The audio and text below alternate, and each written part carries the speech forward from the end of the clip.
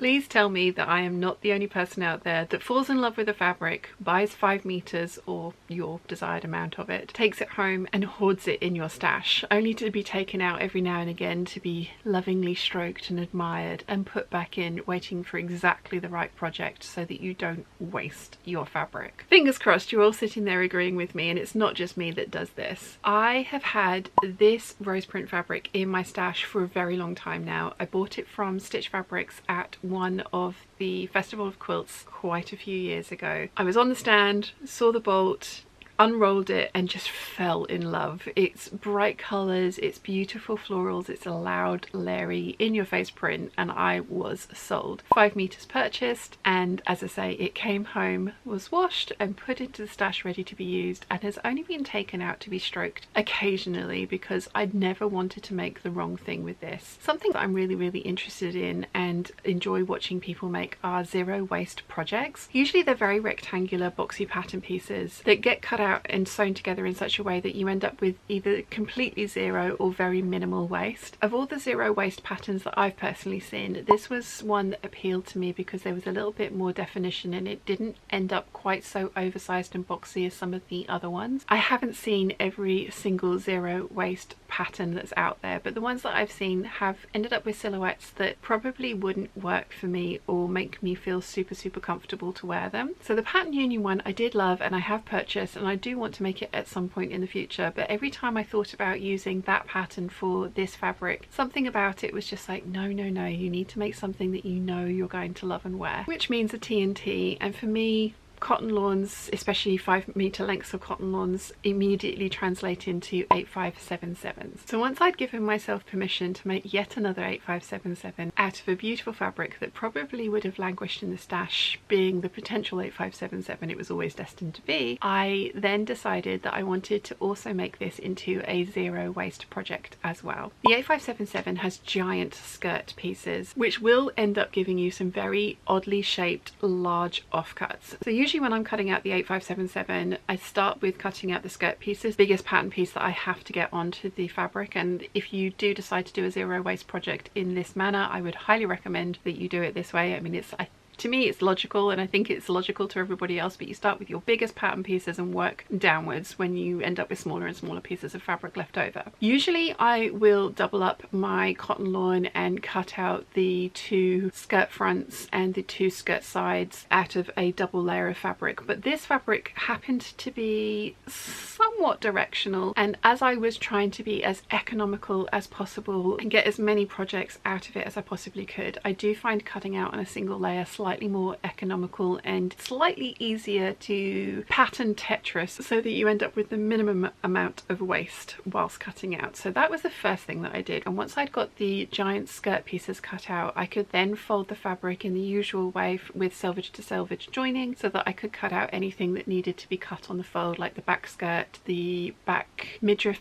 section, the back yoke and the back bodice. The 8577 was all cut out, and as I say, and as you can see, I've ended up with some very large and odd shaped bits of fabric left over, which is where the Vogue 9345 tie front shirt comes into play. I have a couple of tie front shirts, this one and the 5895, the Gertie shirt as well, which I do love. That one does have slightly bigger pattern pieces, so the 9345, it tends to be the one that I will go for because the majority of the pattern pieces are just that little bit smaller. So shirt dress first, then the mini shirt. Then I had a lot of fabric left over. None of these leftover pieces were big enough for me to cut out another garment, but the majority of them were way too big for me to throw away. I was also keeping every single teeny tiny little sliver of fabric that came out of the cutting out process because I knew that I was going to be making a shoulder dragon that was going to need some stuffing. As I mentioned before, you obviously want to work from your biggest pattern pieces downwards, so the next thing that I decided to cut out was some bias binding,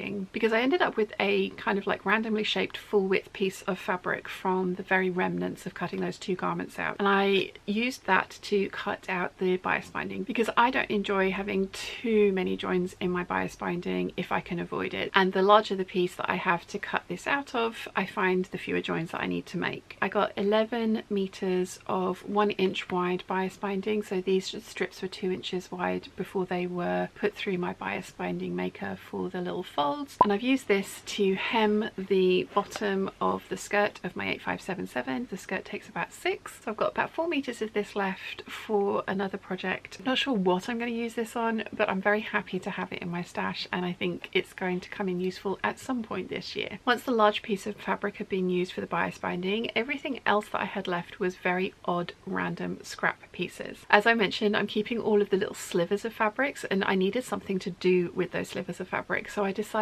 that I needed a shoulder dragon. This little guy is called Ziggy. I have been threatening to make myself a shoulder dragon for a very long time. I've made 2 in the past as presents, and this seemed like the perfect opportunity to make one that I was going to be able to keep. This little guy has got wings, and I've also added the horns as well as all the floof. So he is a very loud and in-your-face shoulder dragon. He was the next thing that I decided to cut out because some of his pattern pieces were quite big. I mean, not really, but I wanted to make sure that I had enough for cutting out wings, and whilst it's not very large, it is long and oddly shaped, the body piece, so I wanted to make sure that the bits of fabric that I had left were big enough for this little guy. So I got him all cut out, ready to go. He was one of the last things that I sewed because he is full of himself. Quite literally, he is stuffed with all of the little odds and ends and offcuts and bits and pieces that were left over after all the other projects were completed. So yeah,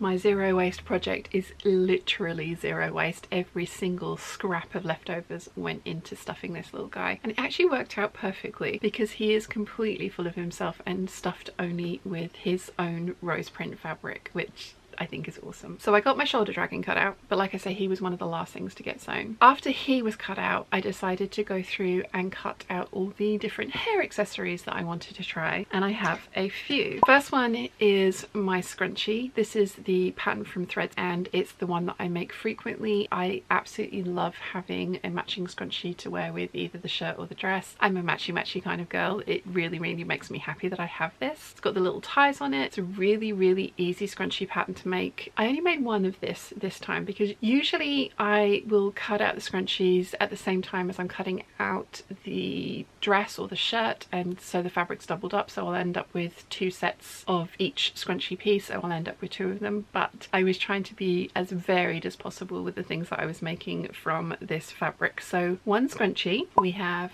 one hair bow, which is really cute. I've not worn this yet. I really like how it's turned out. It's a little double bow with tails, and I do think it's really cute. I just don't know if it's a little too cute for me, but it could look really nice with this hairstyle that I've got on today, possibly.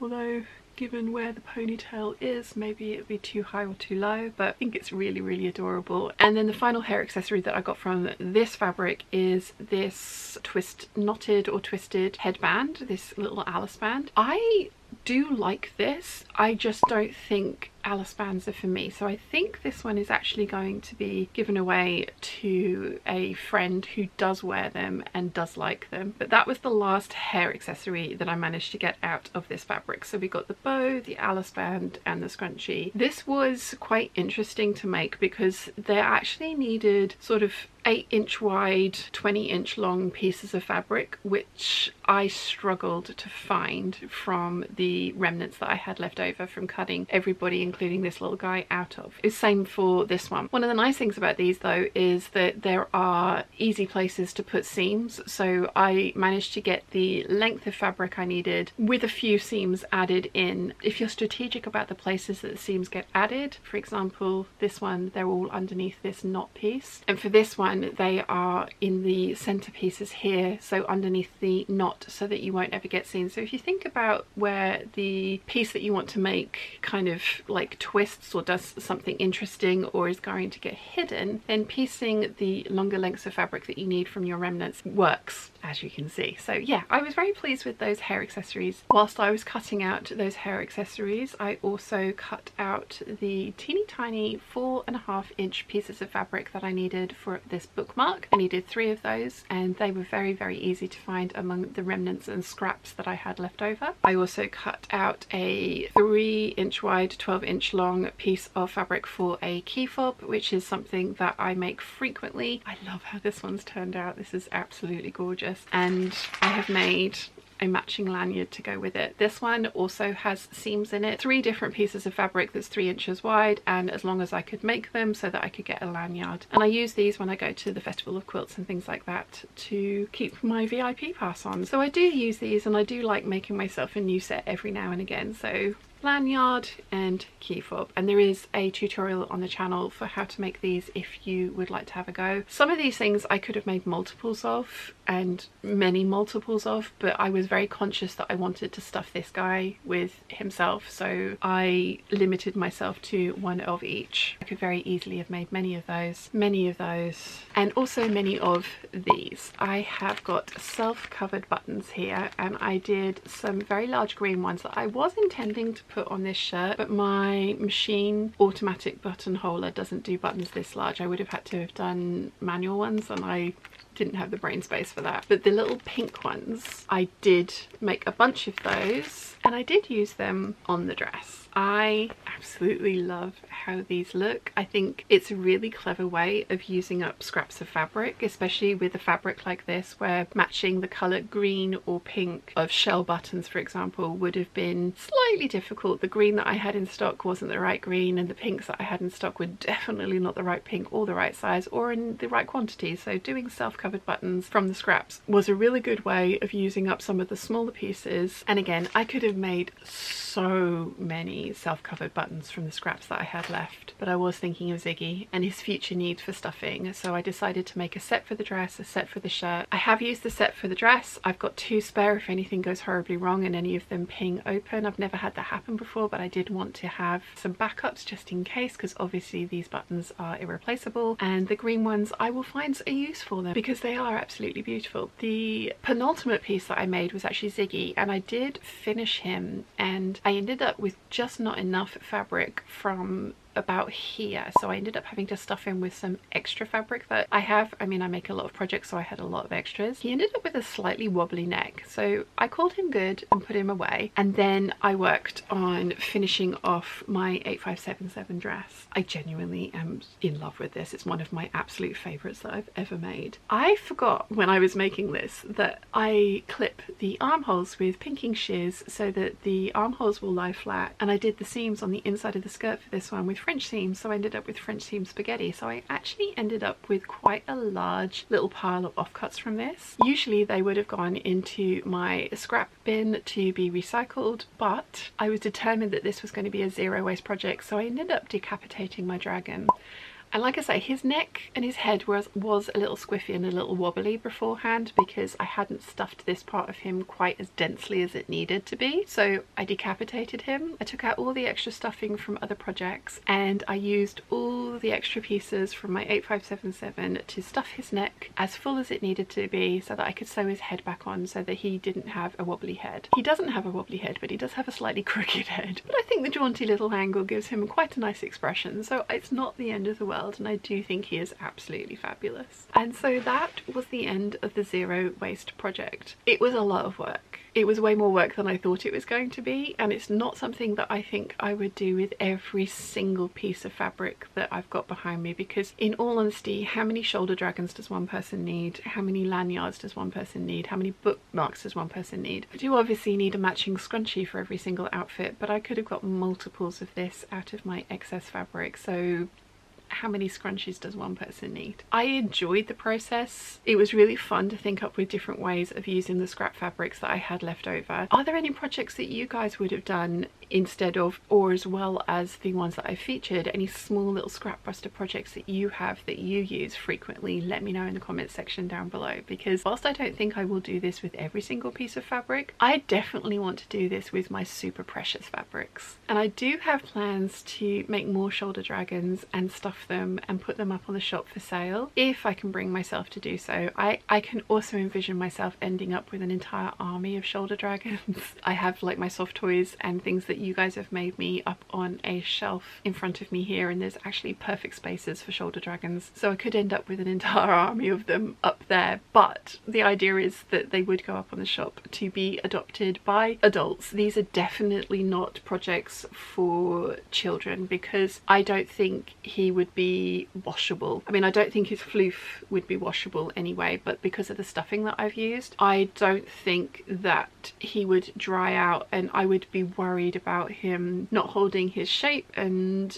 yeah, I don't think these would be appropriate for children stuffed the way that this one is. Even though this is a soft toy designed to be made for children, these ones not so much. They're definitely more of a shoulder dragon army for the peeps if you want them. I really did enjoy this whole process, and I absolutely love that I've ended up with so many pieces that are my absolute favorites from this very, very precious fabric, and that not a single piece of it went to waste. What do you guys think? Like I say, I don't think this is a reasonable or sustainable way of me making every single project I ever do going forward. I don't have enough time to invest into all the teeny tiny little bits and pieces that I have made from this one singular fabric. I do think it's something that I am going to do from my other super precious fabrics that I have behind me. There's some Dolce & Gabbana cotton lawns here that are going to make epic shoulder dragons, and I have been known, and I do have drawers and cubby holes full of my larger offcuts that are too big to be thrown away or recycled, but not big enough to really do anything with unless it's one of these teenier tinier projects. And it's nice to have those resources to take out every now and again and work your way through when you're in the mood for making a bunch of scrunchies, or making a bunch of key fobs, or making a bunch of bookmarks. I think the most useful things that I've made have obviously the clothing pieces and the bias binding. The hair accessories, majority of them were a win, and I'm very pleased with them. And the other things will all get used, and you know, some things are just for whimsy and decoration, but all in all, I'm very, very happy with everything that I made from the 5 meters of fabric that I got from Stitch Fabrics. This was definitely fun. It was definitely time consuming. It's definitely something I want to do again. It's definitely something I'm not going to do every single time. I am going to give that Pattern Union zero waste dress a try at some point in the future though. I think that could be an interesting comparison to this kind of zero waste project. If you've enjoyed this video, you might want to check out this one here.